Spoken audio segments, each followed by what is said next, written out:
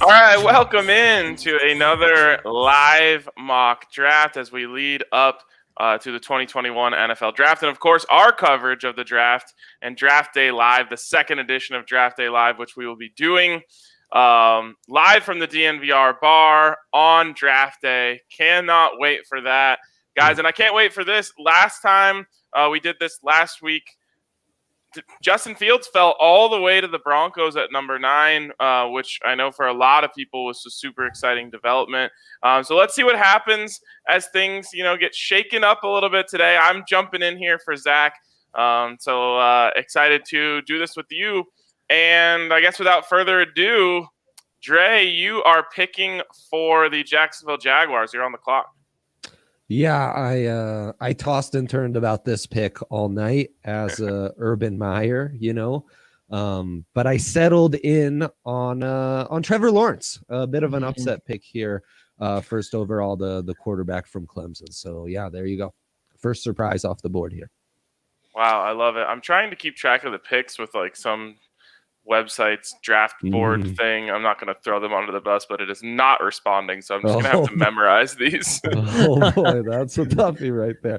I'm here to remind you what's been off the board, Ryan. Okay? Oh, thank you. Yes, I appreciate that. In any manner possible. Henry, after that real scorcher of a pick from me, it's your turn with the 2s. What you got? I tried to talk myself into doing something crazy here. And by crazy, I mean like do anything other than pick Zach Wilson. But it just seems like it's locked in at this point, especially with the 49ers trading up to 3. Like they don't make that move unless they're confident that they know what's happening in 1 and 2. And with Robert Saleh going over there, I mean, it's Zach Wilson. It's Zach Wilson. And I probably wasted time even saying anything other than it's Zach Wilson. Mm-hmm. What do you guys think of this? I think the Zach Wilson hype has gotten a little bit out of control. I mean, I tweeted back in October, like 4 games into the season, that he was quarterback 2, and nobody agreed with me. And I'm really excited to flex on that, and I'm going to keep doing this. But I will say that at this point, I have cooled down. Like I love the arm and the athleticism. But I mean, he didn't beat anybody, and when he played good teams, things didn't look this good last year. And so, I mean, still a very good prospect, but to me personally, I'd throw Justin Fields in front of him. Yeah, that's kind of where I'm at as well. I was with you way back when. I said the same thing. I'm like, I think that at the very least, he's going to get QB2 hype at some point. Now it seems like he's locked in the position. I just think, I mean, the way I look at this, the way things have been going 1 and 2 and 3, at least the way people think it's going to go, I still think quarterback 2 and 3 are on the board after this. So I'll stay here with the way that things have been going. Actually, you know what? The buzz is a little bit different today. No. The buzz is a little bit different today.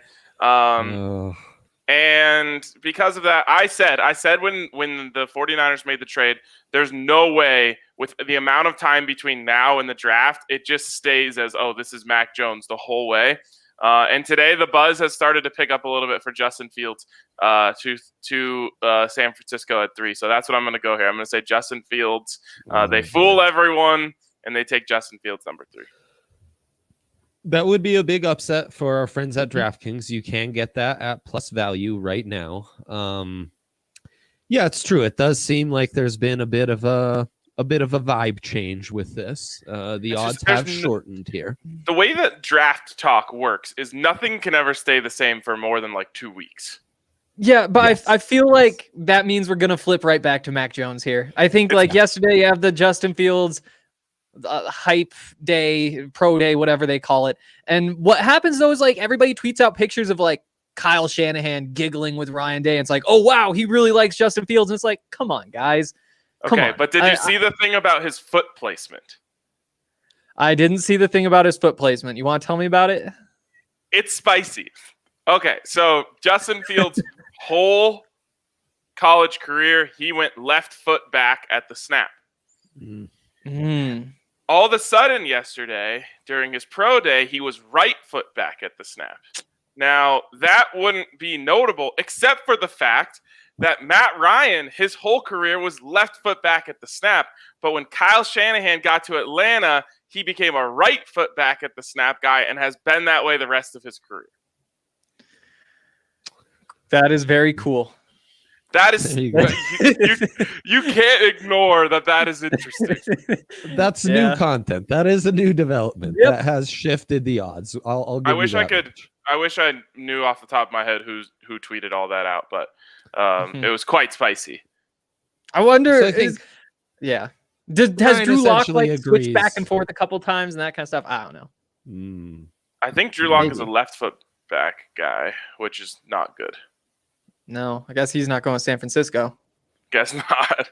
But apparently it could just be changed overnight. Like you could definitely connect. You could definitely connect the dots that Kyle Shanahan's, talked to Justin Fields' agent or whatever and said, "Hey, we really want to see how he looks going right foot back."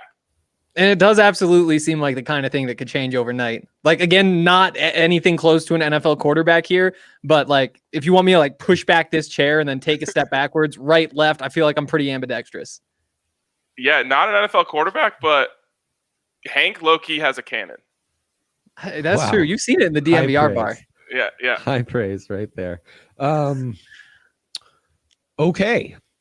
Now the question of this mock is, how far does Mac Jones drop? Which is going to be a fun. And you've taken Fields off the board at 4 with the Atlanta Falcons. I'm sorry, but these are the cards I've been dealt. I am having a Trey Lance day. And I think Trey Lance is going here. This is breaking terribly for the Broncos. Life is not so easy sometimes, as Justin Fields just popping in your lap. But again, Mac Jones still available to everyone's chagrin. So yeah, Trey Lance, I think one way or another, he's the pick at this spot, regardless of if it's the Falcons picking or if someone jumps up. Now, could be the Broncos jumping up here. You never know.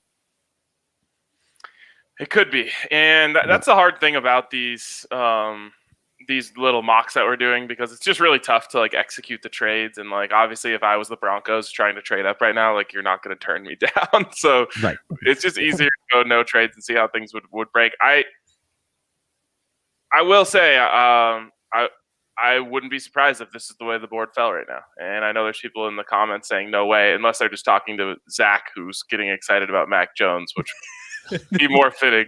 And then we also have someone in the comments here who says they just went to the DNVR merch store to peep the hat that both of you are watching. It's called the dad hat. Yes, of course, that is that's a style of hat these days. DNVRlocker.com. Hank. Exactly. Okay. That moves us to Hankster with the 2s. Yep. And it's this is a much better one from Most Plumber. Wearing that dad hat right now in the hospital for the birth of my second. Love from New York. Whoa. That's a reason to call this a dad hat. Wow, that is on legendary. Wow. Congrats. Also means that this show, at the very least, as important as the birth of his son, if he's like paying attention to both. Probably just finding a way to pass the time. Yeah, exactly. Yeah, it's a long wait. It's a long wait, Papa Hank. Is it? You've got a lot to learn still. 5 with the Bengals. It is Hank, yeah. Oh, 5 cool. with the Bengals. Are you going Mac Jones here? I'm not going Mac Jones here. Absolutely not going Mac Jones here, because you already have Mac Jones and Joe Burrow. Let's see. I mean, it's to me between Sewell and Pitts. Those are the two guys who you look at and say are just straight up generational. Honestly, like Jamar Chase isn't far off that.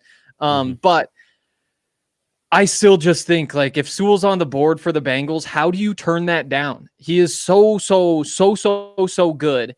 You have an asset that you invested a lot into last year, the number 1 overall pick into last year. Protect him. Yep. It's Penei Sewell to the Bengals. Yeah, you can't disagree with that. You reinvest in your big investment from last year. It's it's something you have to do. You lost him for a reason, so you got to protect him. Yeah, 100%. And I mean, it's a deep wide receiver class. So while you hate to miss out on a guy like Jamar Chase, I guarantee there'll be some stud receivers still available at the top of the second for the Bengals. Yeah, absolutely. Okay, that leaves me with the Dolphins and the 6th pick. Yeah. And man, they love the way the board has fallen so far. Yes. They have their pick of a few different guys here, but I do think that when push comes to shove, they go Jamar Chase here. I think, Jamar Chase is such an interesting case of a guy, the classic opt-out where you don't play and you lose so much hype in media circles. But I think that in NFL GM circles, they're still looking around saying this guy is just different. He's a beast, man. He's Anquan Bolden with 4.3 speed, which is saying he is a monster. He's a real talent. Yep. I thought you were going to be a pit master on this one, though. So you surprised me with that one. Oh, no. I don't. I think they have to go. guy? Yeah. Well, I mean, Nice. enough of a Jasecki guy that Good. he hold on Enough to. of a Jasecki. I don't think you can be any more than like enough of a Enough. Jasecki guy. Yeah, no one's a hardcore Gasecki guy, and unless their last name may also be Gasecki. Didn't he run like a crazy 40 though at Yes. the combine? I remember the buzz in Indy when he ran like, I don't know, 4 or 5 or something. Monster numbers for sure. I love that you guys didn't go with the cheap. Oh, we're gonna give Chase to Burrow. We're gonna give an Alabama receiver to Tua. That's such a stupid media guy thing. I'm really glad you didn't do that. And Henry stuck to his guns and was a Pac-12 guy going with Penei Sewell. That is big time stuff. Love it. It's time for me at 7 with the Lions pick. I'll start off by saying if you like Jared Goff, you might also really like Mac Jones. Just throwing that out in the ether. We haven't had many Mac Jones landing spots. That merely should be a minor talking point here. Do you like Jared Goff with a weaker arm? and the less tape to evaluate. Yeah. It's a toughie. Jared Goff though will forever have the 5 interception game against Utah his draft year. So He also had a 9 touchdown game against the Buffs, I believe. Legend. But to be fair, it went to like 5 overtimes. Well, there you go. That's how you pad some stats. Still though, Cepho had 7. Oh, there you go. that makes it better. That does make it better. Okay, I had to throw in all the qualifiers. That said, I think a guy like Rashawn Slater for what they're building in that front office, which is going to be a real like raw culture football. The offensive tackle out of Northwestern would make a lot of sense, but without like trying to do more superficial reads on this pick, I think the value lines up to where you can get Pitts and really have one of the better blocking tight ends I've evaluated in a long time in TJ Hawkinson, and the best receiving tight end I've ever evaluated in Kyle Pitts. That's a 1-2 punch, allows you to play a lot of 12 personnel. So you can do that raw football shit that I was talking about. It's okay. I'm on one today. It's okay. The kid hasn't been born yet. Yeah, honking like a goose. I apologize. And so, yeah, there you go. Kyle Pitts, best player available, kind of fits the culture as well. So there you go. Wow. So a lot of people, pointing to Noah Fant as the reason that the Broncos can't or shouldn't draft Pitts. Mm-hmm. Hawkinson, same draft, drafted higher. Yeah. You're still okay with Pitts going to Detroit, which I'm not against. That would almost be back-to-back 7 overall. I think Hawkinson might have been 8th. So, I mean, those are really high picks. Like Hawkinson was 8th overall, yeah. Okay, in a 3-year span, 2 top 10 picks on tight ends. But to me, Pitts is different. To me, Pitts is just the top target in the class. So you got also Goff love to use him some tight end in LA. Yeah, could be interesting. They got DeAndre Swift too, so it could be a fun little offense with all the options in the slot and tight end and what have you. It could also with be Carolina brutal to watch. Well, but Lions often are. Yes, I think there's a lot in play for Carolina. Obviously you got Pitts there. I think Surtain is a good option here for them as well, especially after getting Jeremy Chin last year. And then receiver, of course, is another need. I think that's where I'm going to go. I think they're going to take Devontae Smith here.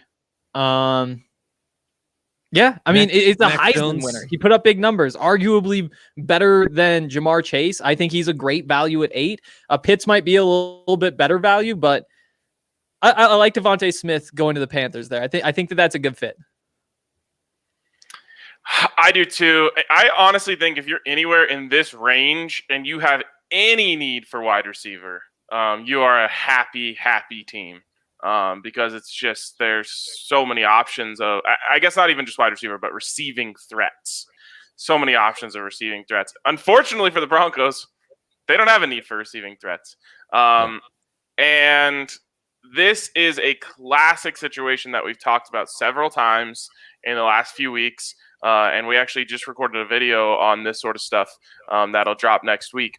But to me, this is where the Broncos likely trade back, except for their one name that's still sitting here that I think is at a position of need that they know that isn't as overt as, you know, when you're looking at the depth chart, it might not pop out at you, but the trust internally in Juwan James is not there. They are kind of trapped into him for right now, but that's going to be a need very soon. Might as well get a guy in here. Let Mike Munchak get his hands on him. Heck, maybe he starts for you right away. Or maybe you have a chance to groom him a little bit before you need to throw him out there. One of the more difficult positions for a young guy to succeed at in the NFL. So I actually think that this falls pretty well for the Broncos just because of this one player that's Rashawn Slater. I think the last 2 picks, Mac Jones should have been in that mix, you know. I think he could be a consideration for both those front offices, even if he might not be our pick, you know. What were you going to say, Hank? I will be pretty disappointed if it's Rashawn Slater. Just 2 parts. Like Kyle Pitts is a better player. I think like there's but like Patrick Surtain. Oh, Pitts is off the board. Did I miss that? He went to Detroit. Oh, Detroit. Oh, I forgot to click on that. Oh, so there you go. So there's that. So I don't hate it as much. I would have taken Pitts if he was there. I believe that now. I was shocked. But yeah, I think like Surtain is a consideration. But honestly, with Pitts off the board, Slater becomes like a top 2 option to me. And so now I do like it. I think you can make it work. How do you guys feel about him playing on the right side, you know, in the NFL? You know, he's not your typical mauling, massive right tackle. That's because he is a little smaller, but he's such a great athlete that he can make up for a lot of that. And he's real, you know, he's a real technician. He's always squaring guys up and creating push, and he moves incredibly well. So I don't know. There might be some question marks at right tackle. I'd try him at right tackle first before he fails. The beauty is the fallback plan is that he's going to be an all-pro guard. So, you know, you might be drafting the next Brandon Sheriff or Zach Martin, someone like that, who can really be a building block for that offensive line. I'll throw another one out that we haven't talked about at all, but it's something that's been in my mind recently. Kadarius Toney as a running back / wide receiver. You draft him as your Alvin Kamara, not as someone who's going to be in that mix and take too many snaps away. At number 9? He is a Reggie Bush-like freak, man. I'm just saying. He's that kind of talent. I had a similar thought, and I actually went back and watched a bunch of Kadarius Toney and a bunch of Demetric Felton from UCLA, just thinking like, okay, can they play running back in the NFL? Mm-hmm. I came away saying, if you're going to pick one to do it, Toney instead of Felton.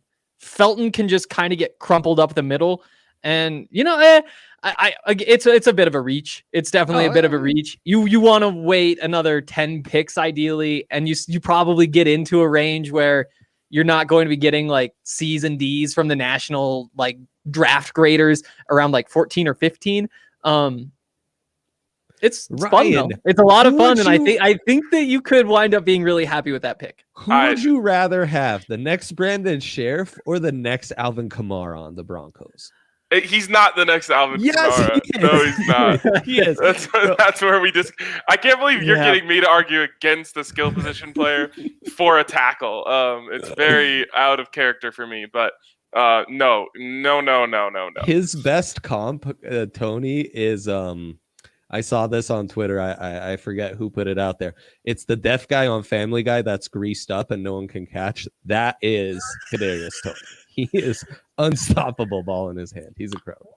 Real quick, someone in response to my pick here, Mr. Orange says, Juwan James has had 2 years to get healthy. Netani Muti is there with Glasgow. We can manage that side. First of all, I just don't think I think they're stuck with Juwan James right now. And heck, he could come in and play good football this year, but I don't think he's going to be a Bronco for a very long time. Netani Muti is super exciting. Glasgow, the opposite of exciting, expensive, and did not perform last year. So hopefully that he can get it together, or I guess he could be a very good backup for Netani Muti. Yeah, but yeah. Like I said from the start, I probably would have traded back from that position if I had the option. If I'm staying there, I think you'd be really happy with getting Rashawn Slater and investing more in the offensive line. Yes, I totally agree. I think the Netani Muti factors in. Also, like, the reason he got drafted so late was the injuries. Do you really have faith that he's playing full seasons? Especially, like, even if he does win the job this year, you want to have a sixth offensive lineman because you do not know what to expect there. Juwan James, what is he? Graham Glasgow, like, dude, you don't want him on the field. You can upgrade that. Like, you can live with it and be probably fine. But to have a good offensive line, they do need to upgrade. And I think that should be one of the priorities. Hank, we have too many listeners in the UK for you to not figure out how to say Glasgow. Oh, it's Glasgow, not Yes. Glasgow? Yes. I'm sorry, UK listeners. and Mr. Glasgow. Very Wonder good. where the Very Black good. is going. What was the other thing I wanted to ask? Dang it, I don't know. I forgot. Okay. There you have it. To go through the board one more time, Lawrence, Wilson, Fields, Lance. Who went at 5? Sewell, Chase, Pitts, yes. Heisman. Devontae Smith, and then finally the Broncos going Rashawn Slater at pick number 9, even though they would probably trade back. Yeah, exactly. All right, that was fun. There you have it. Great exercise, guys. We're going to do one more of these next week. Also, keep an eye out. We've got multiple videos coming out. We have one that's kind of like these in talking about what to do if the Broncos actually pick at 9. We've got one if they trade up from 9, one if they trade back from 9. What are the options? We have a video coming about our favorite day 2 picks, and Andre is going to reveal his big board in a video as we lead up to DNVR Draft Day Live, which was such a blast last year. If you didn't catch it, you want to get this one. It'll be your favorite draft content, I think, if you're a Broncos fan. So appreciate all you guys for tuning in, and we'll talk to you soon.